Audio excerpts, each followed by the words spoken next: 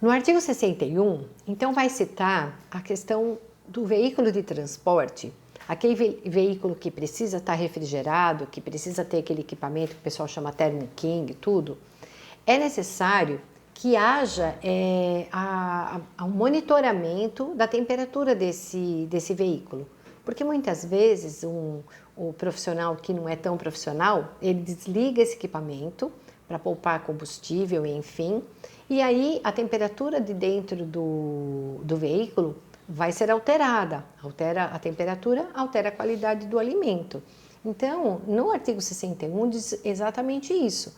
Durante o período de transporte por horas, dias, os alimentos perecíveis, né, aí fala toda a categoria, necessitam ser conservados sob congelamento ou refrigeração, devem encontrar-se em conformidade com as temperaturas estabelecidas. Então, aquilo que a gente já falou lá atrás, né, a temperatura para transporte, tá bom?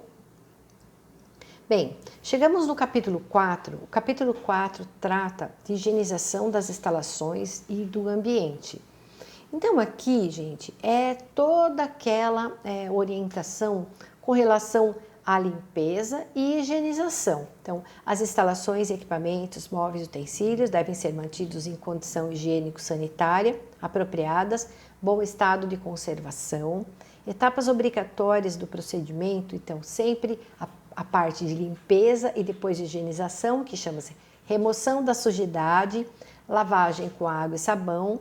Enfim, a higienização dos equipamentos deve ocorrer preferencialmente em área própria. Então, a gente sempre orienta que, quando possível, deve haver uma área específica, né, para que haja toda essa operação separada. Então, pia de higienização de utensílios separada da área de manipulação, tá? Se o método de higienização for químico, pelo emprego de produtos, né, devem ser produtos registrados na Anvisa, tá certo? E aí, quando for utilizados os produtos, sempre deve estar sempre orientando a princípio ativo, concentração, modo de utilização. Então, o POP de higienização, ele sempre vai contemplar todas as etapas. Então, o POP faz parte, né, quando a gente elabora um manual de boas práticas, o POP é específico para a higiene de ambiente, ele precisa estar sempre contemplando, então, qual é o equipamento que vai ser higienizado, então, o produto que vai ser usado, a concentração, o tempo de contato, tudo direitinho, tá? Aqui, então, tem toda aquela orientação, por exemplo, é proibido varrer a seco. Então, o colaborador fala, mas por que não pode varrer a seco?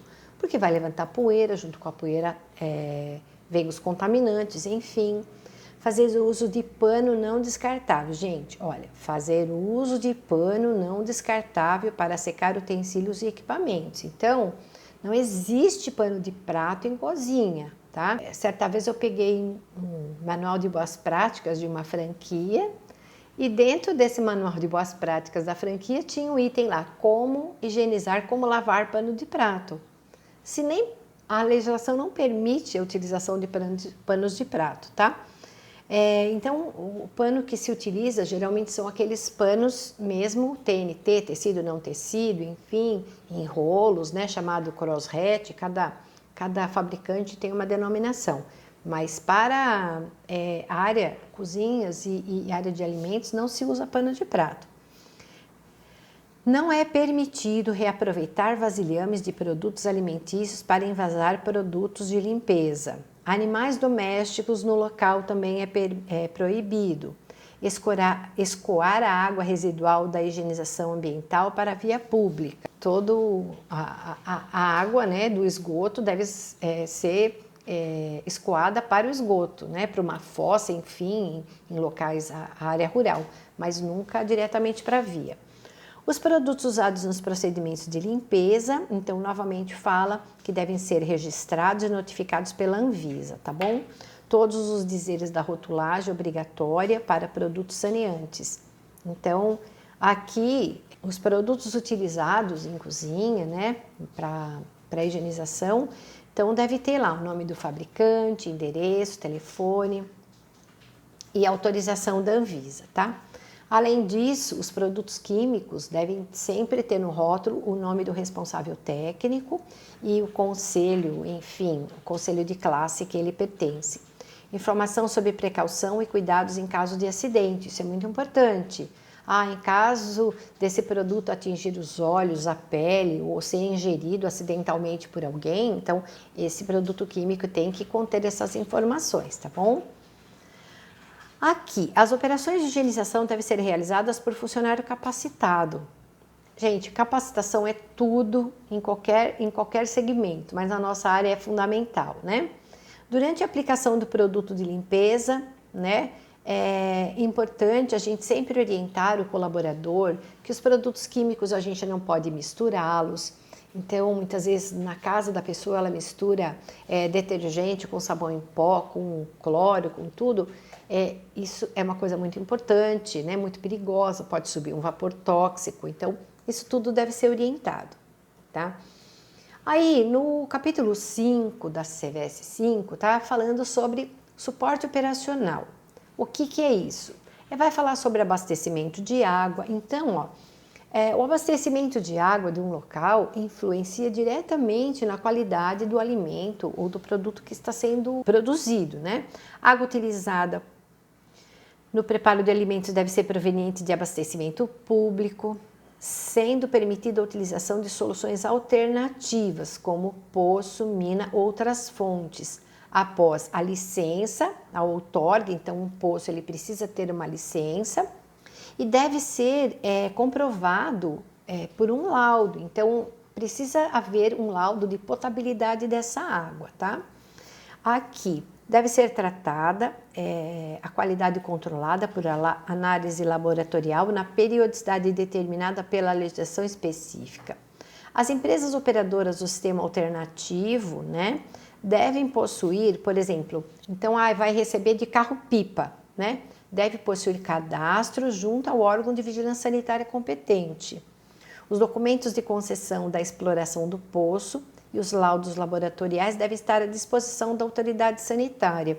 Então, geralmente a gente pede que se for um abastecimento por um poço, que seja essa análise deve ser feita a cada 6 meses, tá? Mas a autoridade sanitária pode determinar um tempo específico. Água potável transportada em caminhão-pipa deve atender ao dispositivo na legislação vigente. A empresa fornecedora deve apresentar laudos de análise desse produto, tá? Tanto para o estabelecimento comprador, tanto para a autoridade sanitária. Aí fala sobre o reservatório, então é obrigatória a existência de reservatório de água potável, tampado, de fácil higienização, cuja superfície interna deve ser lisa, resistente. Então tá falando o quê? Da caixa d'água, né, gente? Tá falando do reservatório, então a caixa d'água não deve ter trinca, rachadura, deve ser tampada, não pode ter infiltração, vazamento. E aqui também fala da higienização do reservatório. E isso também é um POP, né? Então a higienização do reservatório de água é um POP específico, que também não pode ser feito. Quem faz a limpeza da caixa d'água? É meu tio. Não, precisa ser feito por uma pessoa que tenha capacitação para isso, uma empresa responsável que vai emitir um laudo, vai emitir uma nota fiscal, pontuando passo a passo como foi feita a limpeza e a higienização. E aqui está dizendo exatamente isso, ó. A higienização do reservatório deve ser executada conforme métodos recomendados por órgãos oficiais, realizada a cada 6 meses ou na ocorrência de acidentes que possam contaminar a água, tais como queda de um animal, sujeira, enchentes e outros eventos, tá? Então, vamos pensar, se nada acontecer a cada 6 meses, né? Se tudo estiver bem, a cada 6 meses é necessário fazer a limpeza da caixa d'água. O gelo utilizado para a produção de alimentos ou em bebidas deve ser de água potável, com padrão de qualidade idêntico ao que já foi dito, né? Aí, vapor, quando utilizado em contato com alimento, também precisa ser produzido com água potável, tá certo? Então, tanto o gelo quanto o vapor precisam também ser produzidos por uma água potável. Aqui fala sobre esgotamento sanitário, na seção 2.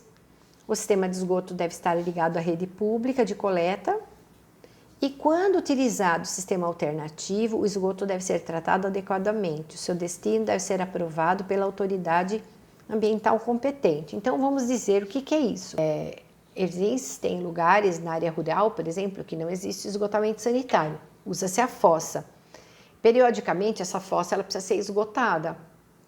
Precisa ter uma empresa regulamentada, uma empresa que seja aprovada pela autoridade ambiental, precisa ter um registro. Então essa empresa vem, esgota a fossa e aí essa empresa ela vai ter que dar destino a esse resíduo. Então isso tudo tem que ser muito documentado, tá certo? Esse procedimento que não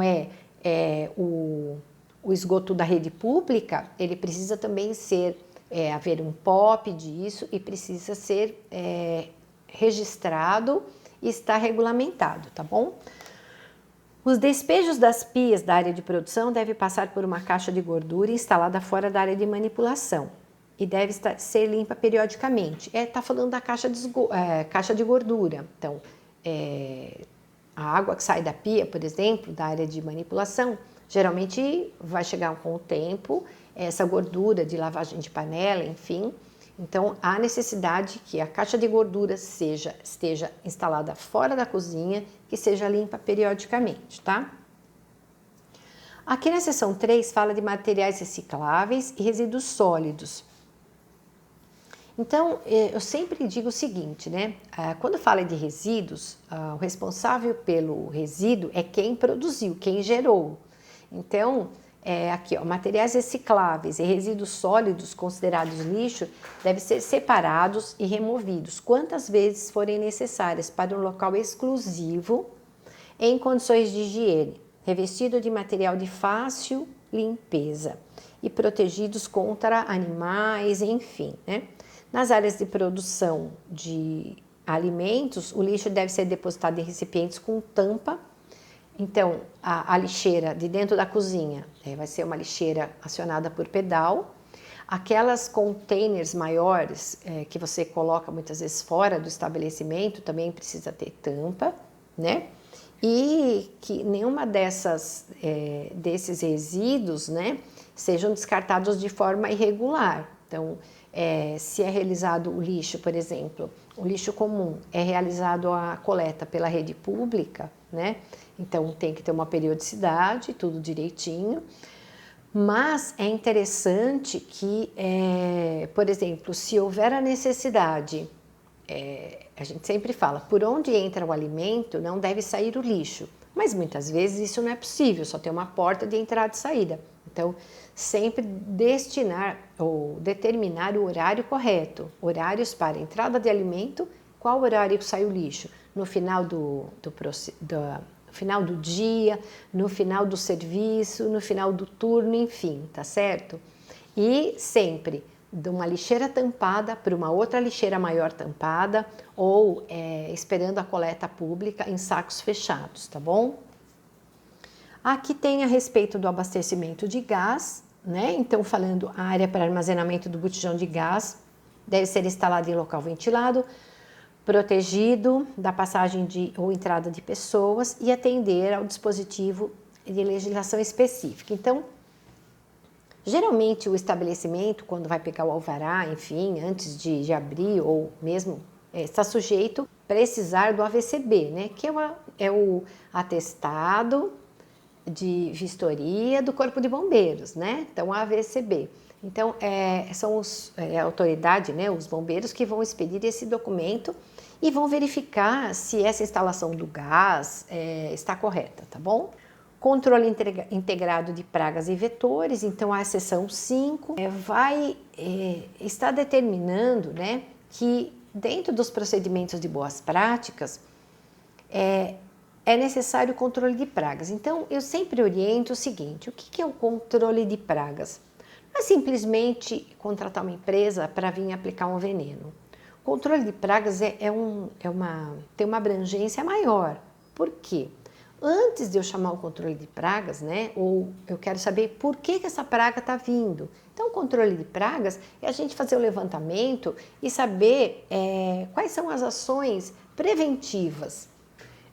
O que eu posso fazer para que essa praga não entre no meu estabelecimento? E aqui o que está dizendo no artigo 76 é basicamente o que eu estou falando. Ó. Devem ser implantados procedimentos de modo a prevenir ou minimizar a presença de vetores e pragas urbanas.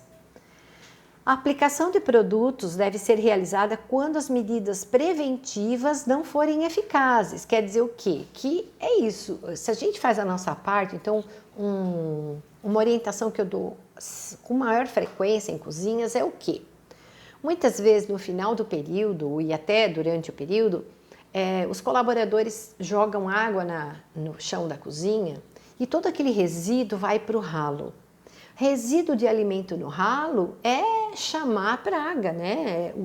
Os habitantes do esgoto, ratos e baratas, eles chegam buscando o quê? Abrigo e alimento. Então, o estabelecimento, antes de jogar água, recolhe todo o resíduo, passa um rodo molhado, algum utensílio, né? Algum equipamento que faça recolhimento desse resíduo que está no chão. Não se joga resto de comida para o ralo, porque isso é que também contribui para o aparecimento, o surgimento de pragas, né? Aqui deve ser efetuado de modo a evitar contaminação dos alimentos, equipamentos. Então, óbvio que no dia do controle vai ser necessário a aplicação de veneno, de um produto. Os alimentos e equipamentos devem ser devidamente protegidos, né?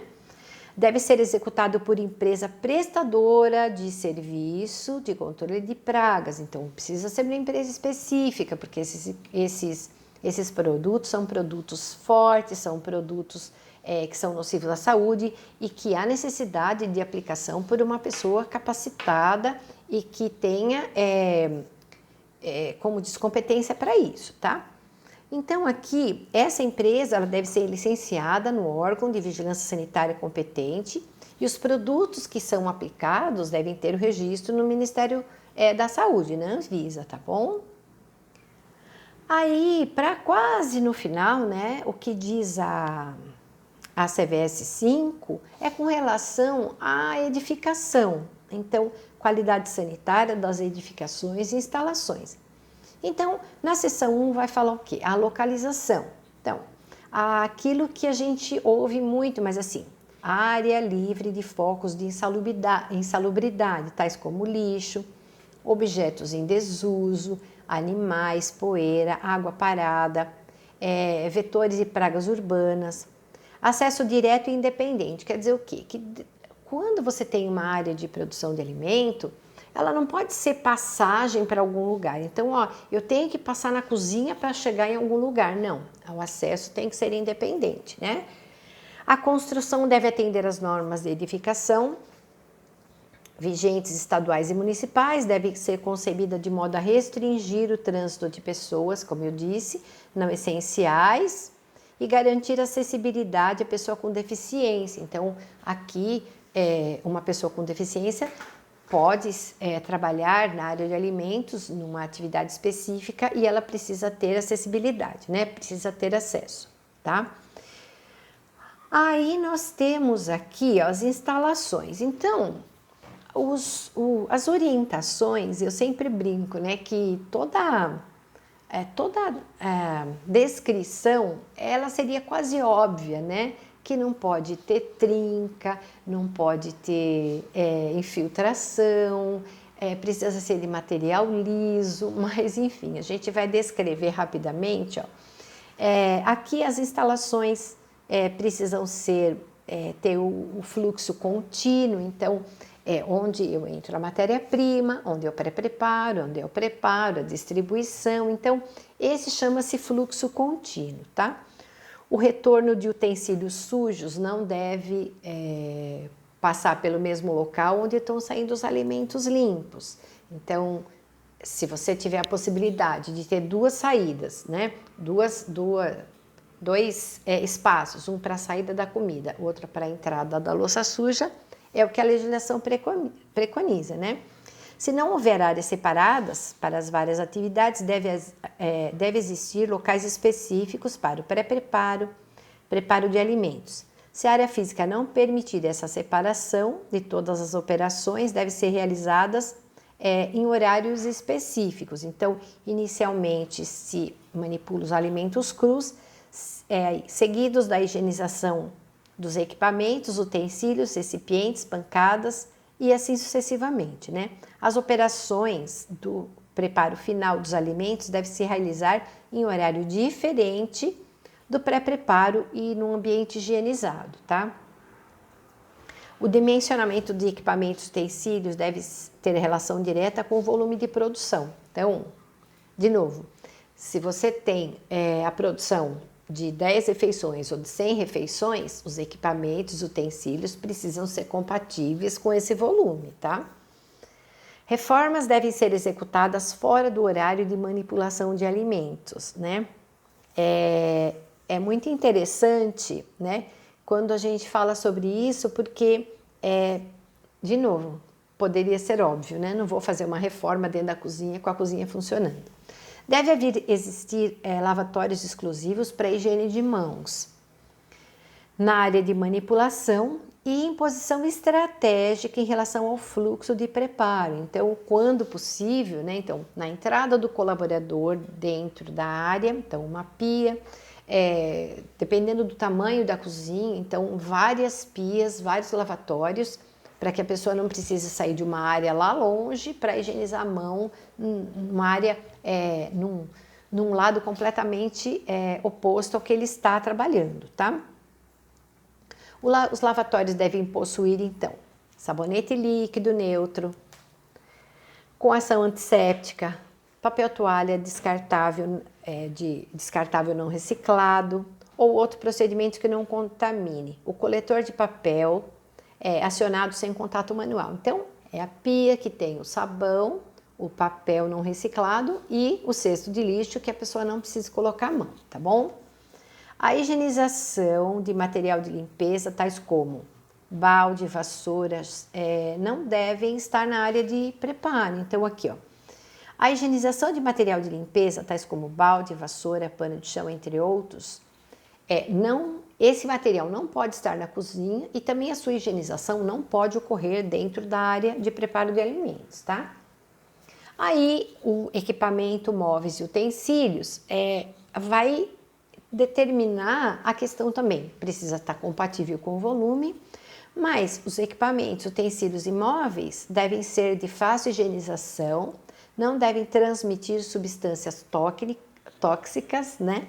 Odores ou sabores. Não é permitido um equipamento dentro da cozinha que tenha suas partes expostas. Então, motor, uma correia, nada isso pode estar exposto para evitar risco de acidente, tá? Câmeras frigoríficas devem apresentar as seguintes características. Então, material lavável, impermeável, resistente, termômetro de fácil leitura, interruptor de segurança, né, para dizer se está ligado ou desligado, prateleiras e estrados, pallets. Então, dispositivo de segurança que permita abrir a porta por dentro para evitar que uma pessoa fique presa dentro da câmara fria, isento de ralo ou grelha, tá? Então, não posso dentro de uma câmara fria ter um ralo. Piso, aí vem de material limpo, de material liso, antiderrapante, resistente, permeável, lavável, íntegro, né? Sem trincas, vazamentos, infiltrações. Deve ter inclinação em direção aos ralos, não permitindo que a água fique parada embaixo de um equipamento, por exemplo, né? Evitando a entrada de insetos, então eu preciso ter aquela borrachinha, né? Então nas portas, aquele rodinho, né, que impeça a entrada de pragas. Paredes, tetos e forros é aquela questão, material limpo, impermeável, lavável, não sendo permitidos divisórias com vazios, coisa oca, né? Então aquilo que permita a entrada de insetos, tá bom? Tetos e forros não devem transmitir contaminantes aos alimentos. Os acabamentos de teto e forros devem ser lisos, de material não inflamável e impermeável. Devem ser livres de goteiras, vazamentos, umidades, trincas. Aquilo que eu falei agora há pouco, né? Podia ser óbvio, né? Não pode ter goteira, né? Enfim. Portas e janelas devem ser ajustadas aos batentes. As portas devem ter mecanismo de fechamento automático, de preferência com tela, né? Então, tanto tela de porta quanto tela de janela precisa ser removível para propiciar a limpeza e higienização, tá? Aí aqui, ó, iluminação, então, deve ser uniforme, sem ofuscamento, não deve alterar as características dos alimentos. O que significa isso? Ter uma luz vermelhinha no açougue para deixar a carne mais vermelha, enfim, qualquer tipo de iluminação que possa mascarar ou alterar a característica do alimento, e não necessariamente uma coisa proposital, mas se a lâmpada às vezes está muito fraca, a iluminação não está suficiente, acaba ficando difícil você dizer, será que esse alimento está bom ou não? Ou é a iluminação que está proporcionando isso, né? Ainda sobre iluminação, a na CVS 5 fala sobre a instalação elétrica, ela deve ser embutida. Quando externa, deve estar protegida por tubulações presas, distante das paredes e tetos para permitir a higienização e manutenção do ambiente. Então, se você tem um duto, né, um tubo que está tá passando lá uma instalação elétrica, aquilo precisa permitir a higienização, senão aquilo vai ser um foco de poeira, foco de gordura, né? Aí ventilação, vem a questão, deve permitir o conforto térmico, a renovação do ar, a manutenção do ambiente livre de fungos, gases, fumaça, gordura. Não precisa ser uma coisa saudável, né, gente? A circulação de ar poderá ser feita através de ar insuflado ou através de exaustão. O fluxo de ar deve ser direcionado da área limpa para a área suja e nunca o contrário, né? Então, da área onde está sendo feito, para exemplificar melhor, de onde está terminando o alimento, de estar preparando o alimento, é uma área limpa. Então, se houver uma incidência, precisar haver um fluxo de ar, então é dali para a área de higienização, de louça, a área de pré-preparo e nunca o contrário, tá?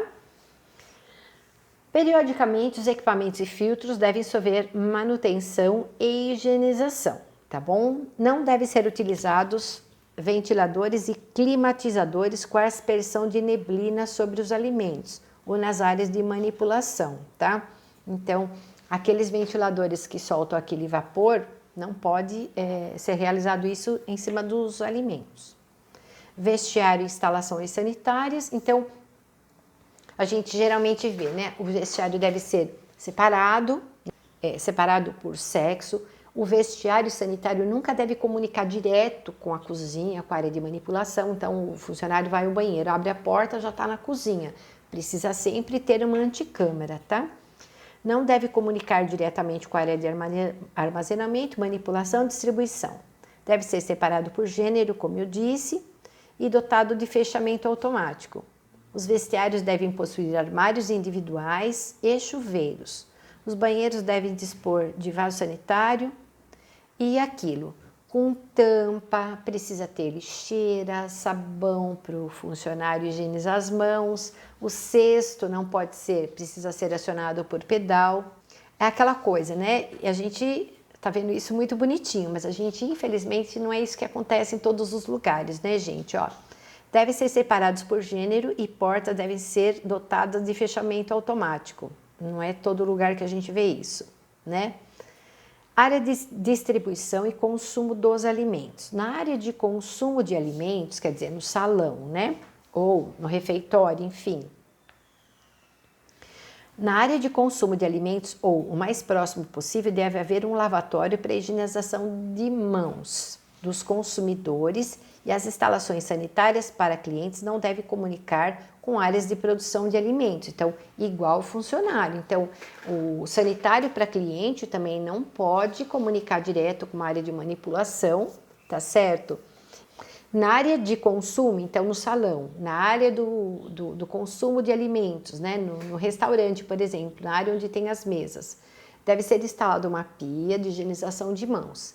E no caso de sanitários, esses sanitários não podem comunicar diretamente com nenhuma área que manipule alimentos, tá certo? Como eu já citei na questão dos colaboradores.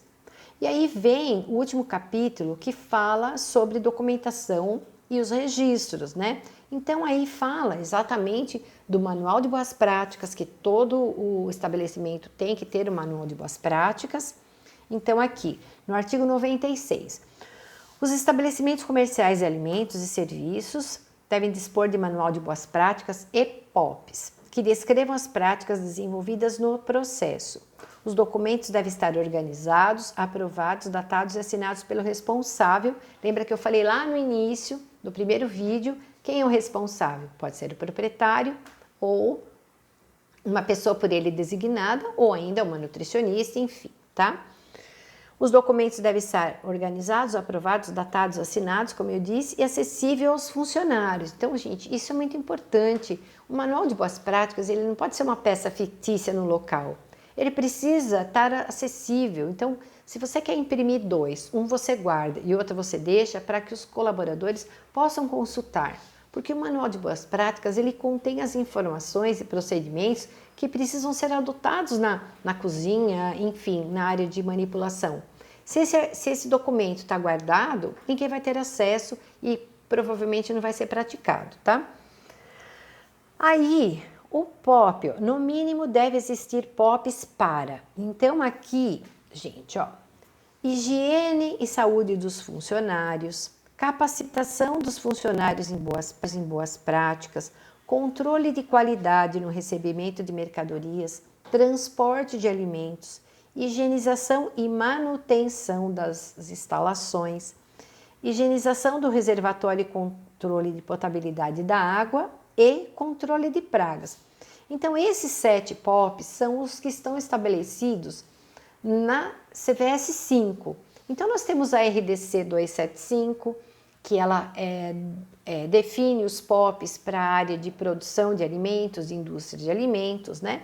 Mas aqui na CVS 5, então, o POP, Higiene e Saúde dos Funcionários, é o documento que eu vou ter o ASO, os documentos do funcionário, PPRA, PCMSO, a capacitação de funcionários, então aquela capacitação de higiene na manipulação, que é a necessidade que você faça uma lista de presença para todo colaborador assinar.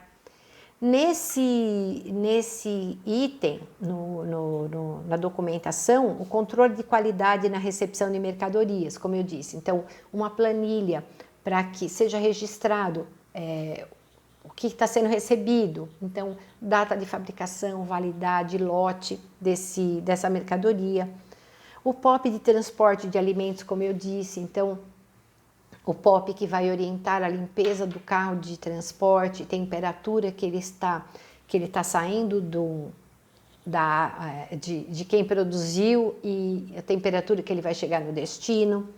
A higienização e manutenção de instalações, equipamentos e móveis. Então, assim, aquelas operações que não são diárias, então, um POP quando foi realizado a limpeza da geladeira, quando foi feita a limpeza do freezer, quando foi feita a limpeza da coifa. Então, isso também é um POP que precisa ser elaborado. Higienização do reservatório de água, como a gente acabou de falar, e também do controle de pragas. Então, esses são os 7 POPs que a CVS 5 estabelece, tá? Aí tem todo o detalhamento de cada POP, né?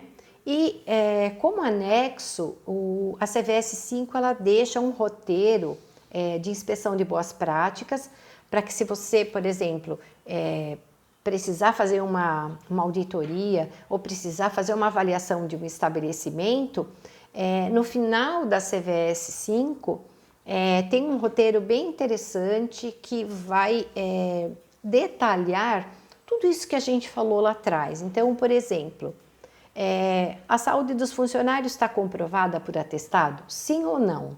Então, tem o ASO, tem o PPRA, PCMSO, os funcionários estão saudáveis, então tem todo um checklist bem interessante, né? Durante as atividades foram observados hábitos, hábitos e comportamentos que evitem a contaminação. Então, esse colaborador, né? Você estava fazendo uma visita técnica, esse colaborador, ele está fazendo higiene de mãos, ele está colocando, né, o dedo no ouvido, enfim, é bem interessante isso, tá? Então, gente, esse é mais um vídeo que foi elaborado com muito carinho para vocês. Essa CVS 5, para quem está no estado de São Paulo, realmente a nossa lei, né? Mas, como eu falei no início, muitos estados que não têm uma legislação específica se baseiam nessa CVS 5, pelo menos para orientar os colaboradores, para poder ter um norte de como trabalhar, como realizar as orientações, tá bom? Então, se você gostou desse vídeo, você dê um like, se inscreva no canal, comente com seus amigos e nós estamos sempre à disposição. Se você tiver qualquer dúvida, deixa nos comentários que eu respondo a todos eles, tá bom? Muito obrigada, gente!